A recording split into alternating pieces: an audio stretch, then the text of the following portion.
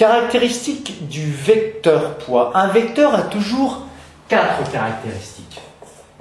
D'abord, une direction. Attention, la direction, dans le langage courant, on dit on va par là, dans cette direction, non. En physique, stop. Une direction, qu'est-ce que c'est? C'est une droite sur laquelle on pose le vecteur. Donc la direction, elle est comment? Eh bien la direction du vecteur poids, eh bien, c'est une droite qui est verticale. C'est une verticale. Bon. Ensuite, le sens. Eh bien, c'est de la boîte vers quoi? Vers le centre d'inertie de la Terre, que j'appellerais GT si vous voulez. C'est-à-dire de la boîte vers le bas. L'ongle représenterait le sens et la direction, ce serait le doigt. D'accord? Bon.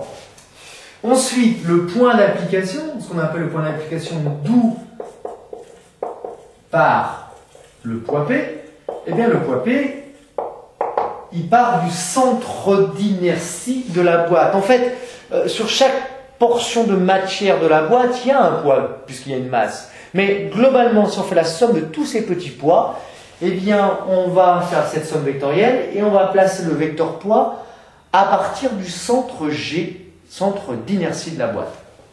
Et dernière chose, dans ces 4 caractéristiques, il y a la norme. Alors, en mathématiques, vous écrivez une flèche avec la double barre. En physique, on est un peu plus feignant. Qu'est-ce qu'on fait?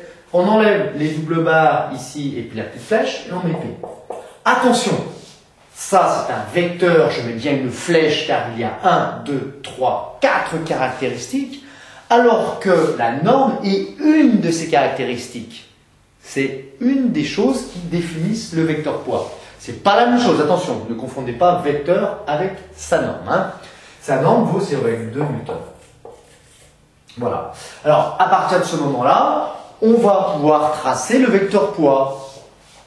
On le tracera, mais d'abord, il faut définir une échelle et on va voir ça dans la question petit 4.